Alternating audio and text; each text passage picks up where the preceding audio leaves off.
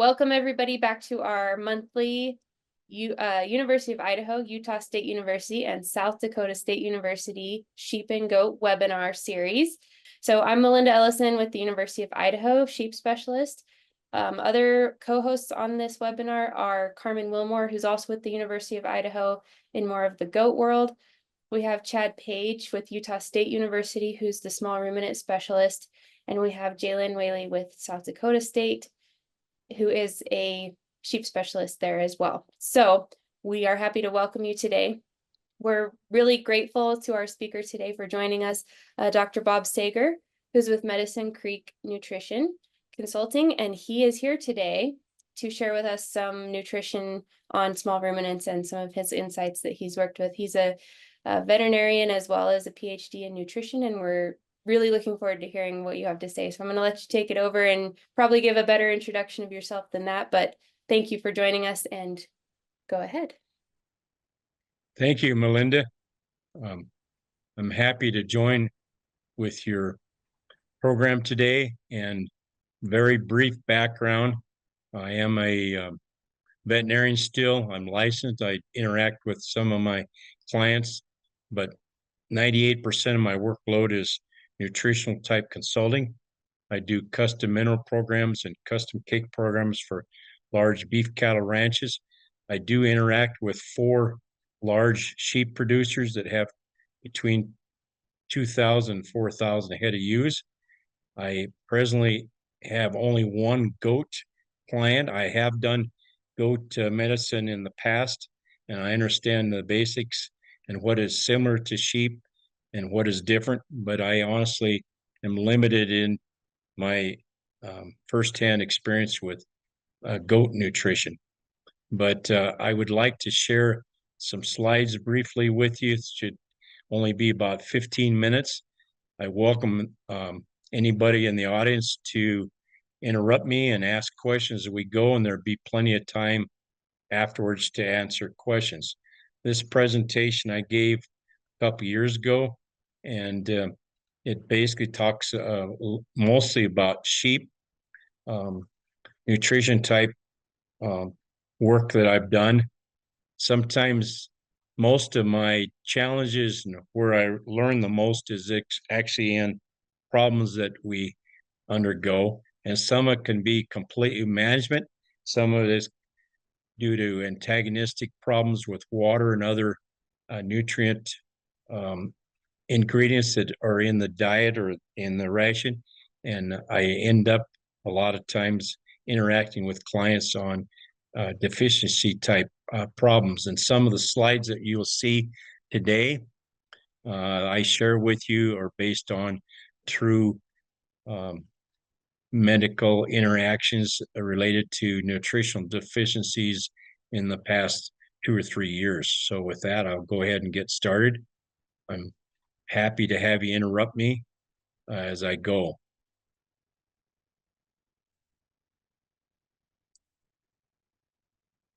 Basically, sorry about that. Basically, today we'd like to talk about a couple topics. One's ketosis, mostly in sheep. I do see it in goat pregnancies that have quads or more. We'll talk very briefly about weak lambs. This is one of the common problems I run into with clients is weak lambs that are not hardy and have a survivability issues. We'll briefly talk about colostrum quality.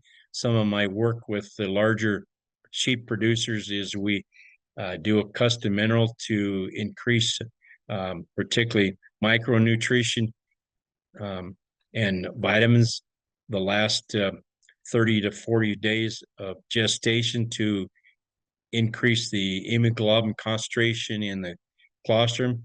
As you well know, the first 45 minutes of intake in colostrum is effective as far as lifetime production and goals. We'll briefly talk about barn pneumonia. Some of my clients I interact are small flocks, and they use barns to house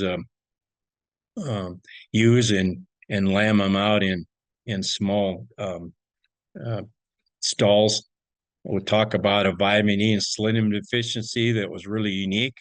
that I ran into 2 years ago on a large sheep operation. And then I'll talk about one of my favorite topics as far as cobalt used in gestation. As the slide shows, sheep and goats are not small cows. A lot of people that I interact with are wives or students of large ranchers and end up having unique needs and problems because they basically use the same type of nutrition that they do with the cattle operations.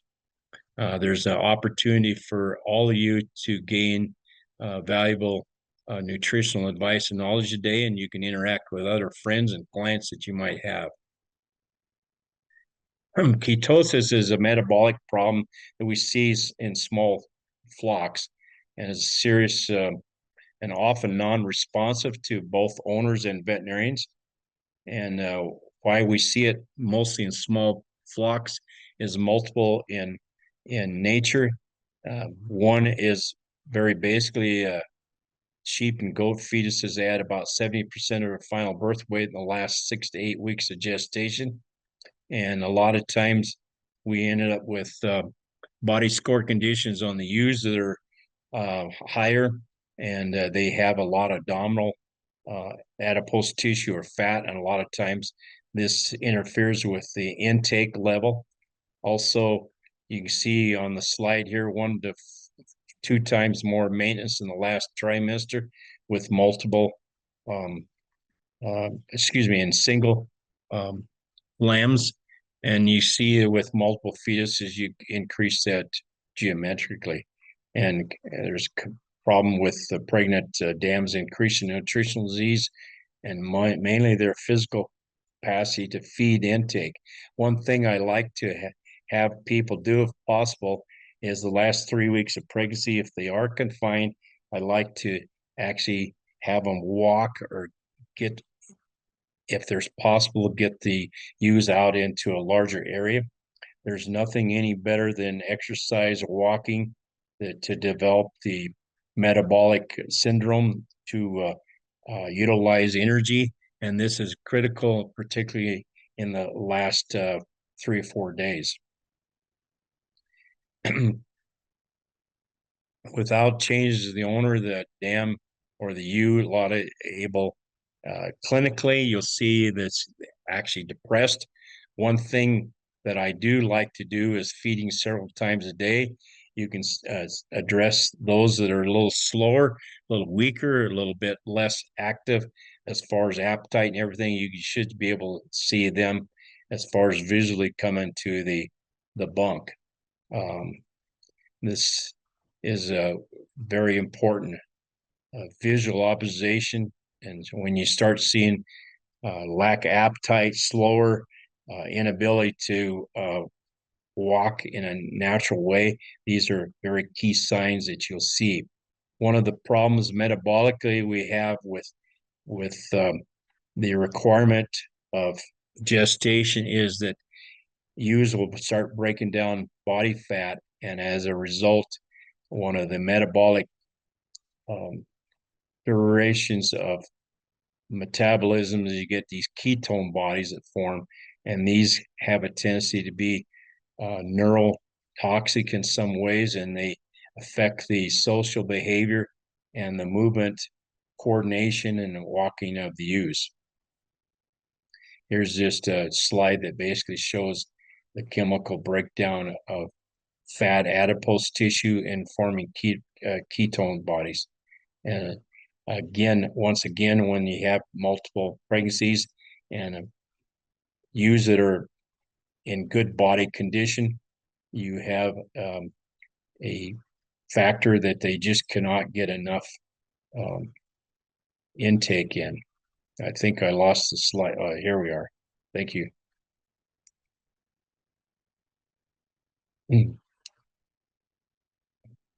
Sorry about that. Okay, anything that causes a late-term pregnant doe or ewe to have a reduced feed intake, this will perpetuate this problem of ketosis coming about. any kind of stress, upset, transportation, shearing, weather stress can result in pro providing a higher risk of ketosis in overconditioned animals. And as you see, fat mobilization will cause breakdown of fat, and a lot of times you have a fatty liver that cannot adequately uh, take in breakdowns of adipose tissue, and you have increase of these ketone bodies within the bloodstream. And you see on the right here the clinical signs. Most of the time you see a social interaction that's depressed. They actually act like they're um, sometimes tranquilized. They have poor appetite. A lot of times, if you look at them closely, they have dull eyes. They don't focus on you.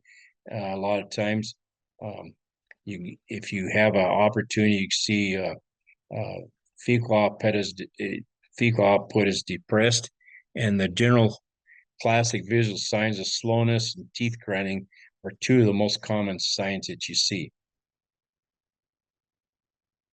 You can help to prevent this early stages where you observe they're not eating great, or they're not eating normally. You can supply high energy type ingredients such as molasses or Karo syrup, and this can be done in a nice way if you don't have access to small grains.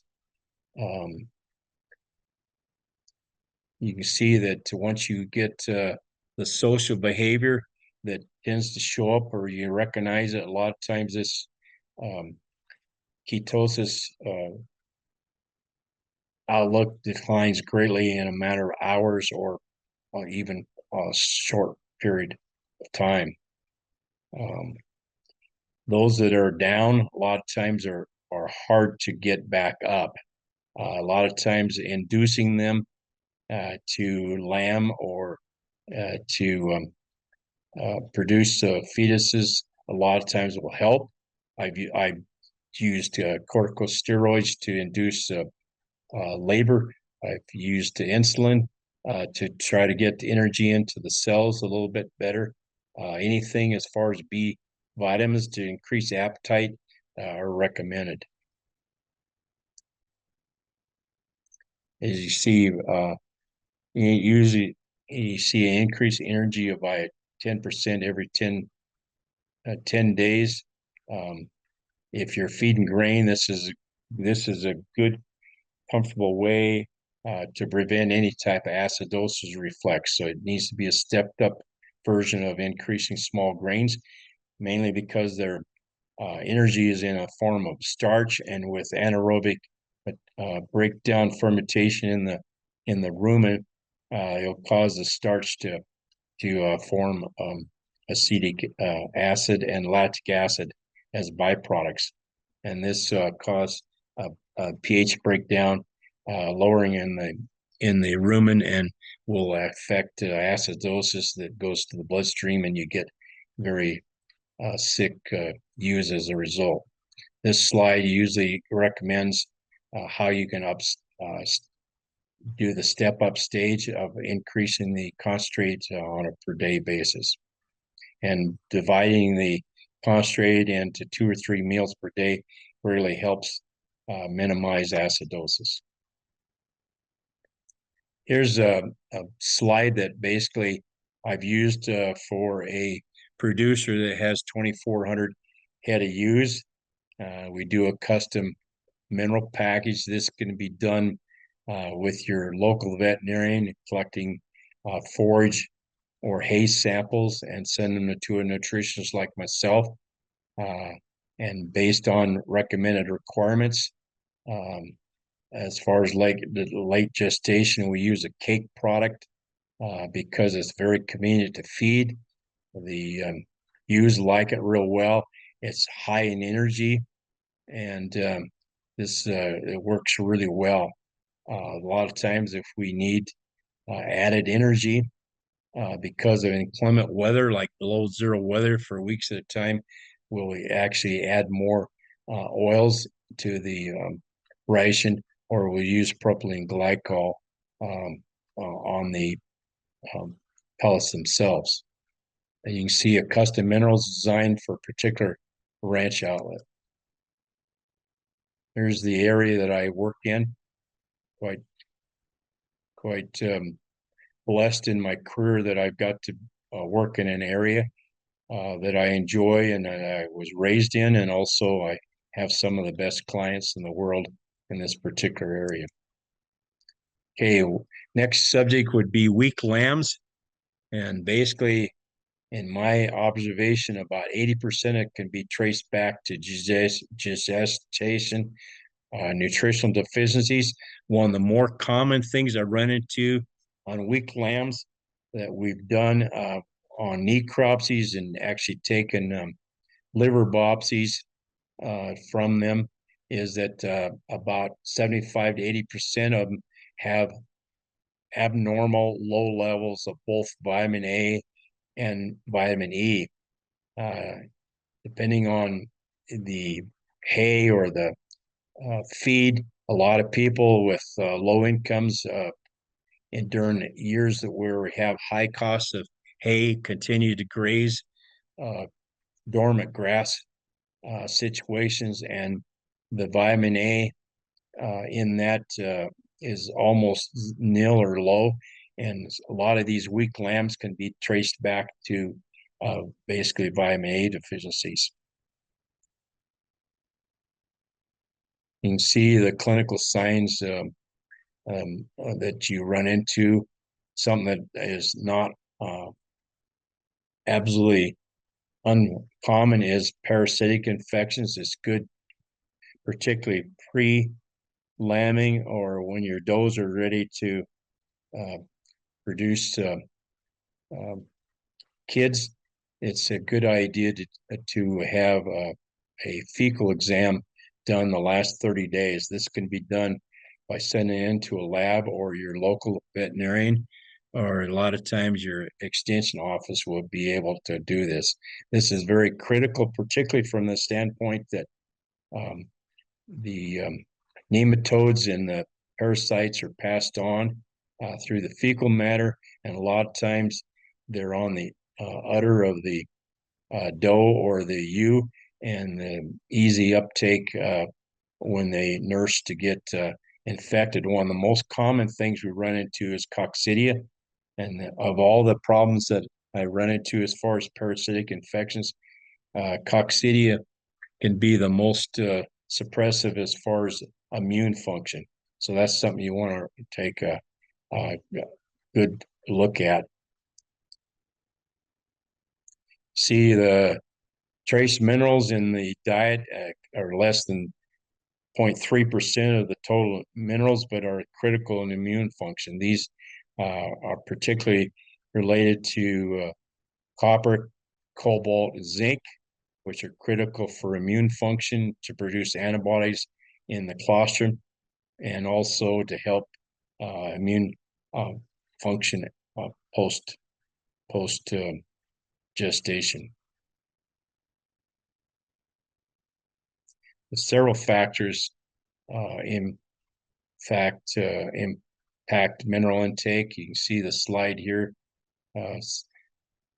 Commonly I run into people that say that they supplement adequately, but when you ask them what the dosage or intake rate has been the last 60 days, often they don't have any information that can tell you. And just the fact of putting out mineral that has vitamins in it and not checking it often, that can often present a problem, because the fat soluble ingredients in the mineral products that you will buy or obtain, the fat solubles are very risky to any kind of oxidation. And we've gone back after 4 or 5 days and recognized that particularly the fat soluble vitamins A and E a lot of times have only about half the bioavailability in them, or due to oxidation with sunlight and wind, only about 50% of the availability of those vitamins in the mineral product that you're using is available. So therefore, I usually recommend to only put out mineral for 3 to 4 days at a max. Keep it fresh, do it often, and you have less problems with oxidation. One of the most common things is that we run into, as I shared with you, is vitamin A. About 99% of the vitamin A that a lamb gets is through the colostrum. After 4 or 5 days, the amount of vitamin A drops out significantly. And like I explained to you, one of the most common problems we have with both A and E is the oxidation factor, and people aren't knowledgeable of the fact that these fat-soluble vitamins are oxidized with air movement, sunlight, and that's important to do it on a regular basis of no longer than 3 or 4 days. Keep it fresh. And like I say, probably about 1/3 of my cases that I interact with that have weak lambs is the fact that they graze dormant grass or they feed poor quality hays that's been rained on, and we end up having a vitamin A deficiency. So it's very critical for you as producers to utilize fresh green hay or vegetation. If you're doing that, you almost always will have an adequate supply of the fat-soluble vitamins. And as this slide shows, vitamin A is one of the ingredients, both in your ration and your supplements, that is important to the immune system, particularly on the neonates for the first 4 to 6 weeks. This jumpstarts the immune system and gets the normal immunity in these newborns active and maintained so that their survivability rate increases. I may be going a little bit too fast for you, so just slow me down, Melinda, or if anybody has questions at the time, they're welcome to jump in. This slide basically shows the weak lambs that we run into, and as I shared, a lot of these can be traced to deficiencies, particularly the last 30 days of gestation, and a lot of these are fat-soluble vitamin deficiencies. As you can see, the absorption is in the small intestine. Once again, one of the most critical things is supplying enough vitamin A in the colostrum. 99% of the vitamin A that the lamb gets the first few weeks is in the form of colostrum for the first 2 or 3 days. You can see how important vitamin A is into regulation of the development of the fetus during gestation. Once in a while, I'll have stillbirths or lambs that don't survive at just a few hours post lambing, and a lot of that can be traced back to the ration or what was fed in the last 30 to 40 days of gestation.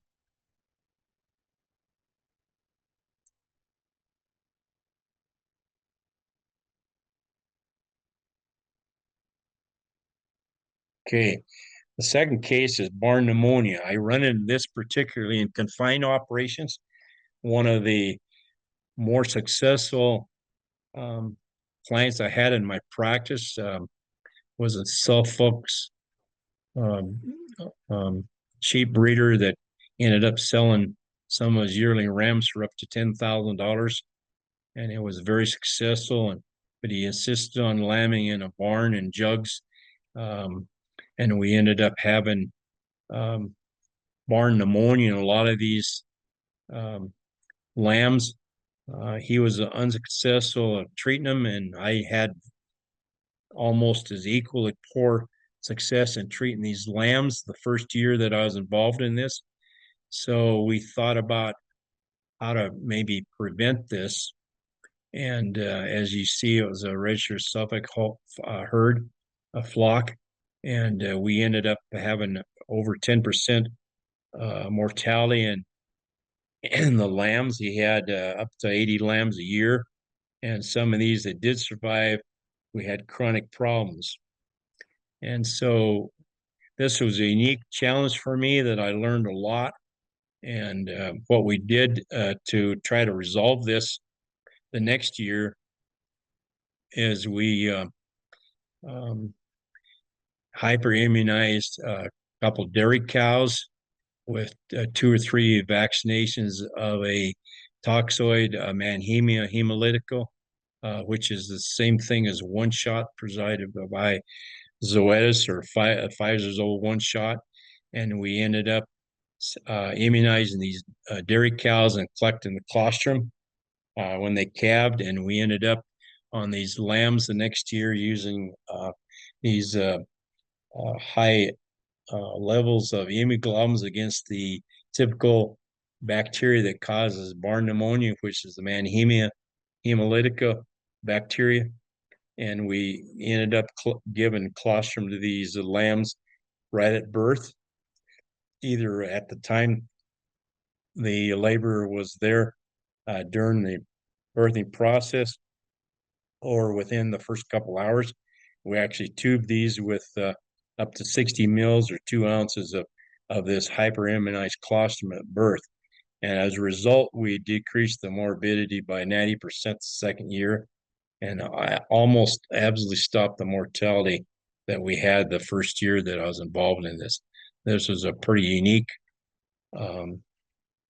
case in my career and helped me a lot to increase a lot of more interaction with sheep clients.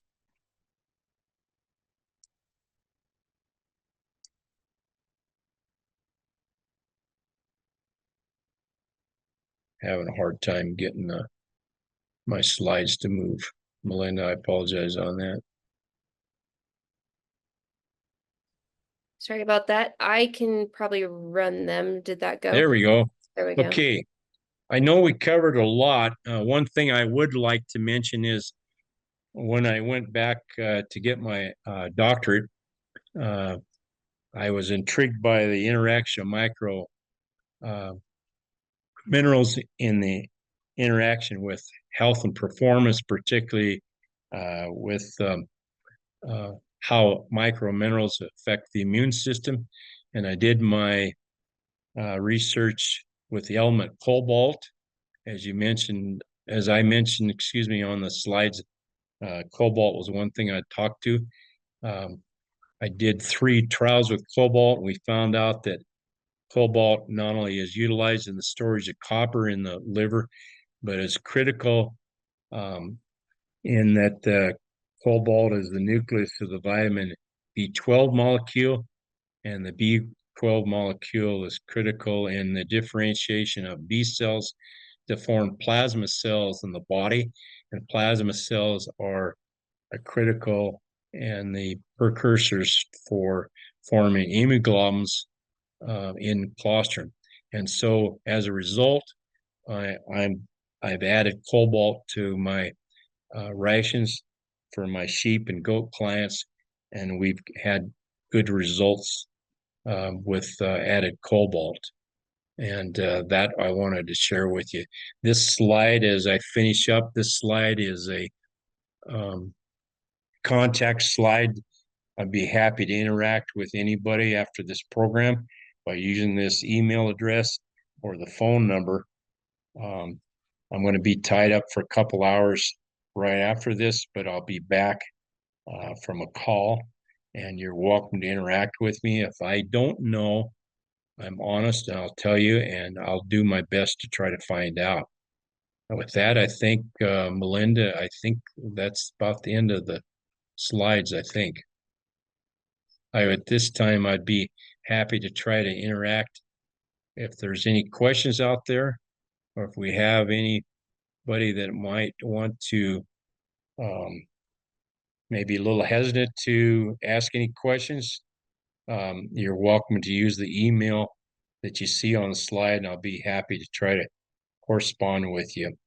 one of the joys of my career is not only as a veterinarian, but I've been able to um, interact with clients on a nutritional interaction now. As I shared with you, most of my workload now is nutritional type consultation, and some of the joys that I've seen in getting flocks turned around as far as weak lambs, um, decreasing mortality and improving survivability in large flocks has been a true joy, and been real rewarding. And no matter how large your operation might be, the the basics of it, nutrition are the same. And if I can't help, I a lot of times interact with people that have more experience than myself, and I'd be happy to either refer you to those that will know more, or I'll try to find out myself. With that, I conclude. I thank you for the opportunity to interact with you today, Melinda, and your guests. Fantastic. Thank you. This has been really great. And you do actually have a fair number of questions, so hopefully you're in for a little bit longer. That's fine. That's But one fine. thing I'll I be will kind of say yeah. up front is, as to all of our viewers today, I know it's a lot of times difficult to find a veterinarian that'll work on small ruminants. And so Dr. Sager is a really great resource that you can reach out to, who can help you with some of these issues. So just as a plug for you, but Yeah, so I'll just start from the beginning, and I apologize. There's some I probably could have interrupted, but I was having trouble running the slides and seeing the questions. So we'll just try to muddle through the best we can. So the sure. first question on the list is, would shearing earlier, maybe more than 3 weeks prior to lambing, keep the ewes in better condition and decrease the stress that they have going into lambing? Yeah, most of the time, that's an excellent question. Most of the time, these factors are multifactorial. It isn't just one. Shearing with weather stress or multiple. And I've had clients and producers that have um, scheduled their shearing a little bit further away from lambing, and this greatly help. That's a good question. Thank you. Perfect. There's another question kind of asking how you would test for ketosis. Maybe if it's not something that's coming on really obvious, is there a way to Yeah, test urine or no, anything? excellent question. One of the easiest ways is go to the drugstore and get a multi-lab test that has ketones on it, and actually strip the milk or the colostrum at the time that the udder starts filling up. A lot of times these test strips are easy to do. They don't give a quantitative value, but they certainly show a color change. And this a lot of times is an excellent way of doing uh, testing. And these are usually available at some of the larger outlets as far as pharmacies or drugstores.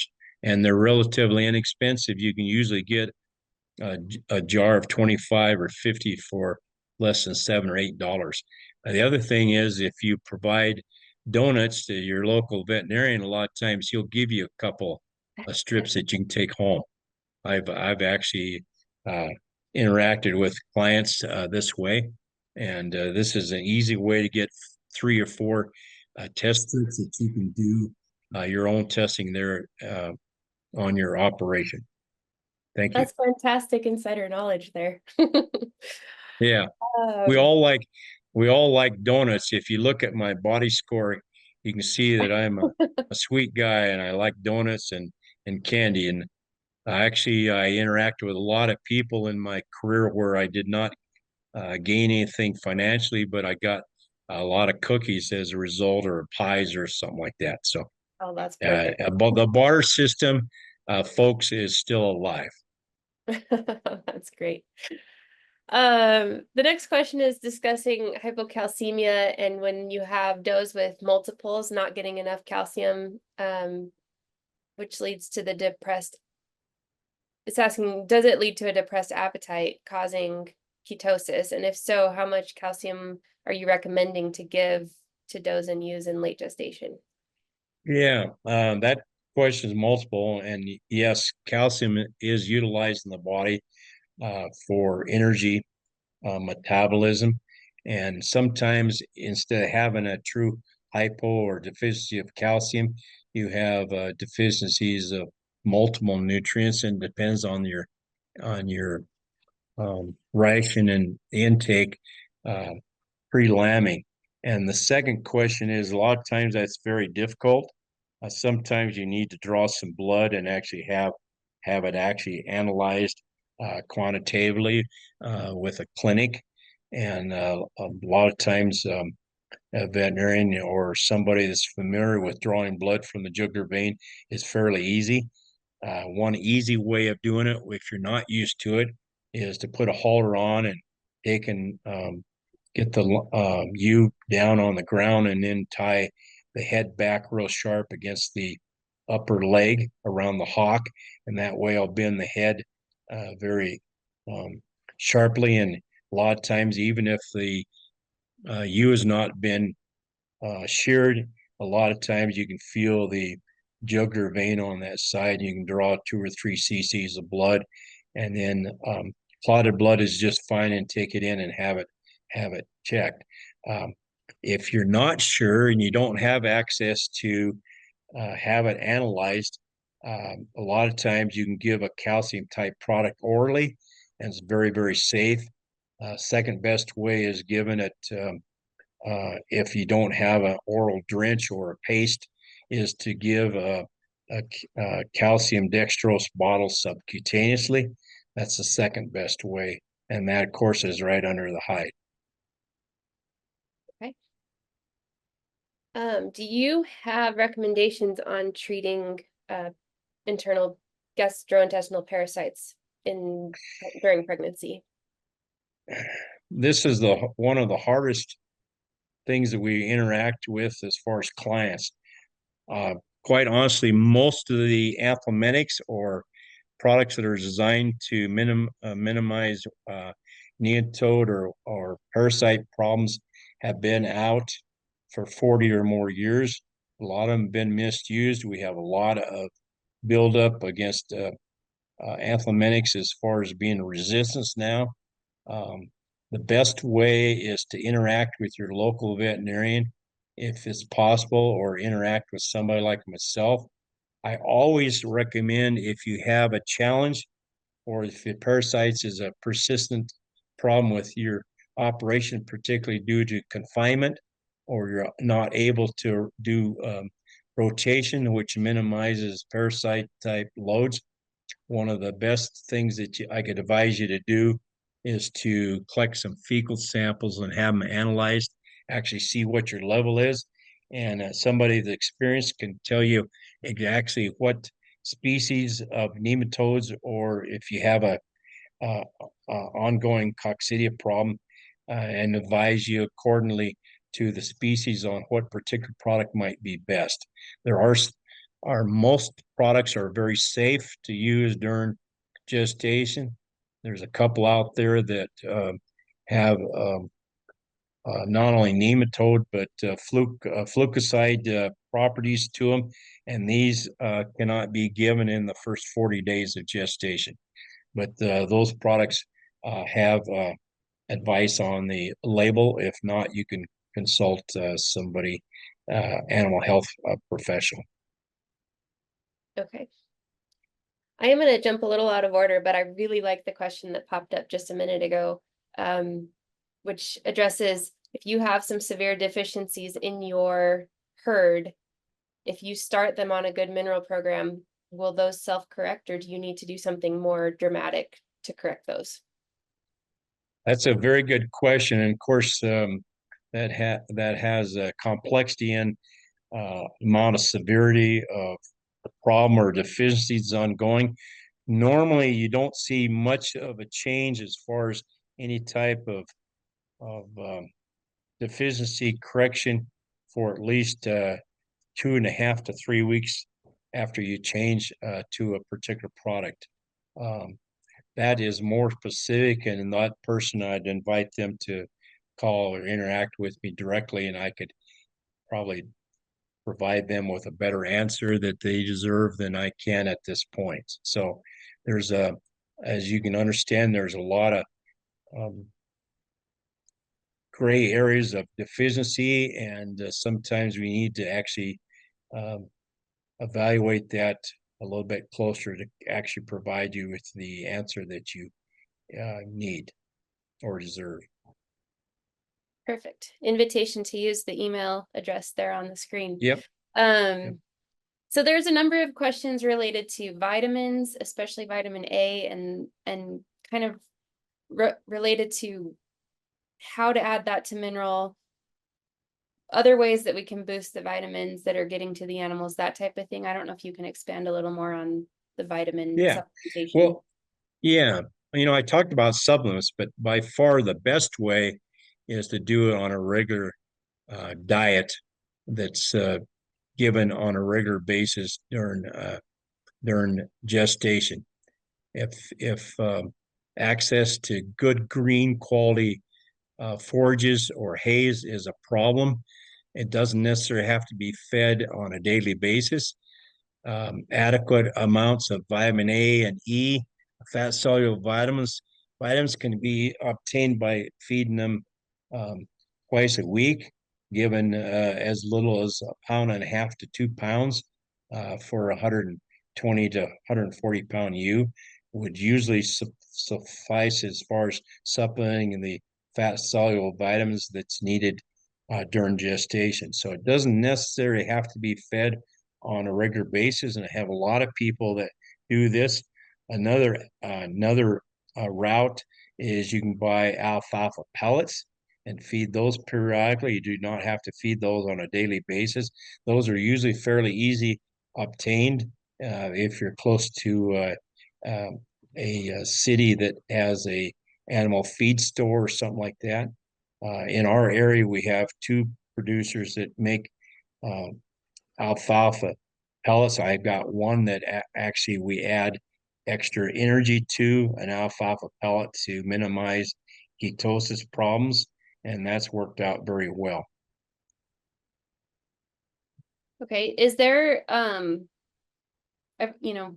lot of times we hear that vitamins don't keep very well either. Is there some kind of a guideline as to storage of vitamin supplementation? No, yeah, if you're using a supplement in a mineral formulation that has vitamins into it, if you keep it um, in an area that doesn't have sunlight, most of the packaging, most of the sacks now minimize any kind of ultraviolet radiation. If you keep it in a dry place and keep it in the original bag, usually you don't have any problem at all.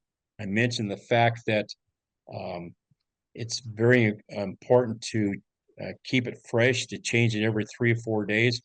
I've actually had deficiency problems where people put out products and didn't check them on a regular basis, and wet weather caused them to cake, and that minimized the intake or consumption dramatically, and never went back and checked them again, and had even 50 to 100 pounds of a supplement product in a feed bunk that got caked, or for some reason um, there was some interaction with fecal contamination or something like that that interrupted the intake consumption of them, and weren't aware that there wasn't anything being consumed for a period of several weeks.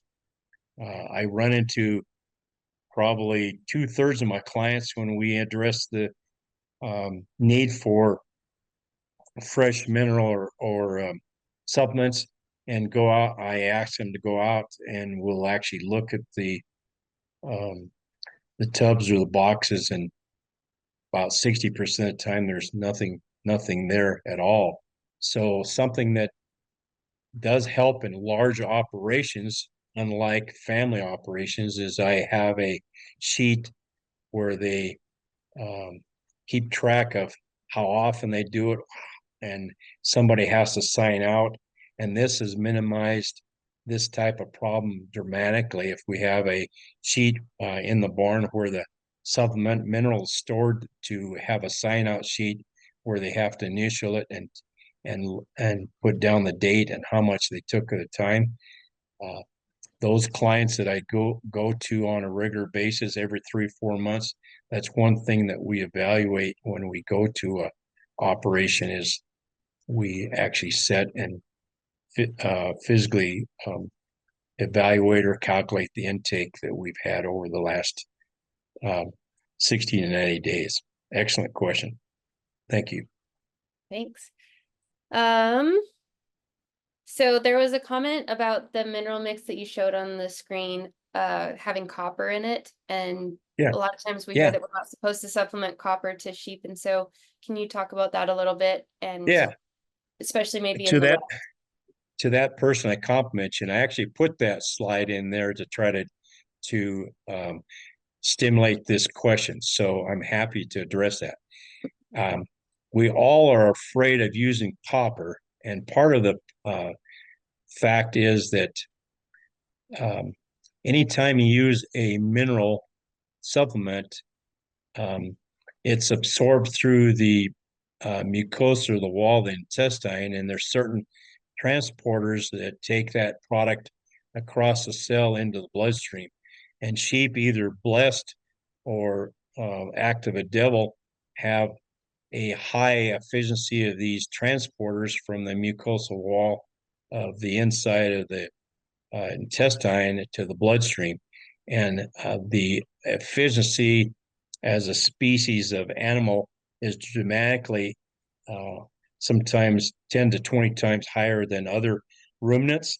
And therefore, normal supplements that have copper levels that are required by other animals, such as cows, are toxic. I've actually listed that slide, and I'll go back to it if I can, and maybe with your help, Sure, I can do that. Melinda, go back to that slide, and you can see there we do have a small level of copper. This ration, mineral ration, has been used for 6 years in this operation, and one reason we do it is copper in the body is utilized dramatically for wool production. And you see there is a small level of copper in there in that ration, and we have seen improved wool production in this operation. And when you take that times 2,000 head of ewes when they shear, that adds up to a good financial gain. Also, as a nutritionist, I like to use a small amount of copper because it's utilized in 300 enzymes in the body. And one of the more critical areas that copper is utilized in the bloodstream is in immune function. So you can see this slide does have a small level of copper. To give you an idea, that's about 1% of a lot of the cattle rations that I utilize. So it's a very small amount. And I've used this particular formulation in this production unit for up to 6 years, and we've had no problem at all. Good question. Thank you for asking that. And I think it's somewhat specific too to where you are and what type of other minerals are in the system, right? Oh, Like yeah. there's certain Yeah. ones, at least in our area, that tie up copper. So you're also having that added layer of copper not being available to the animal Yeah. in addition to Yeah. not. Yeah. Thank you, Melinda. That's excellent. We briefly talked about antagonistic properties. Certainly areas that have high levels of molybdenum, tie up copper. You're much safer to use copper. In this particular area, we don't have a high level of molybdenum, but we do have some iron oxide in the water, and therefore we have elected to add some copper. One thing about the molybdenum that I can share, pass on to you, is I ran into problems with copper deficiency in cattle in certain areas, and we found out indirectly, it's not reported in any literature, but if we shut off the pivot sprinklers, the irrigation for up to 4 days before we we harvest the hay, it will dramatically drop the molybdenum content in your forages and your hay by at least 50%. So if you have a significant problem with molybdenum and copper deficiency, managing your water pre-harvest of your forages is very important as far as lowering your molybdenum content in your forages. That's really interesting. I had not heard that before. Well, that's one thing about being old and having an opportunity to stumble through life is we ended up having high levels of molybdenum in forages. And when I did some literature search, molybdenum follows groundwater very, very easily. And we found out that we analyzed hay both normally and taking the water off for 4 days. In other words, if you take the water off on Friday, a lot of times you don't harvest till like Monday. That dramatically affects the molybdenum. Also, in our area and like in many areas of the Pacific Northwest, we do have iron oxide antagonists in the water, which dramatically tie up copper availability. And so those large ranches, we do a full water analysis, whether it's stream water or well. And in one instance, I had 3 wells on an operation, and we ended up fencing off one well because it was so dramatically so much higher in these antagonistic properties. And when we did that, we ended up having greater health in that particular flock. So that's dramatic as far as water intake. And as a nutritionist and a producer, we all know that of all the ingredients in a daily ration, water is by far the largest and also the most critical. So those that have had problems with survivability in lambs or interactions with problems with health, one of the things that you could easily do is to have your water analyzed. I personally use Midwest Labs out of Omaha. Um, they're easy to find on the internet, Midwest Labs Omaha, and you can have a livestock water analysis done for less than $50 to send in. And if you don't know how to contact them, again, you can use the contact information. I'll be happy to interact with you on that. Great. Nice thing about it is the chart that they provide as far as analysis is a bar chart. So people that have low IQs like myself, it's pretty easy to see a colored bar chart showing what is excess or what's in the area of being antagonistic or what's safe. Great. So we have a few more minutes. I'm going to address a few more questions. Yeah. We are not going Yeah, to get sure. to them all. I've put No. Dr. Stiger's info into the chat as well as it was on the screen. We can go back to it here in a second. I'll put it back up. But certainly reach out to him if we don't get to your question today, or to myself, either way. But there has been a few questions about the method and rate of adding cobalt into the diet of pregnant ewes and does, and how you do that and what way you do that. Yeah.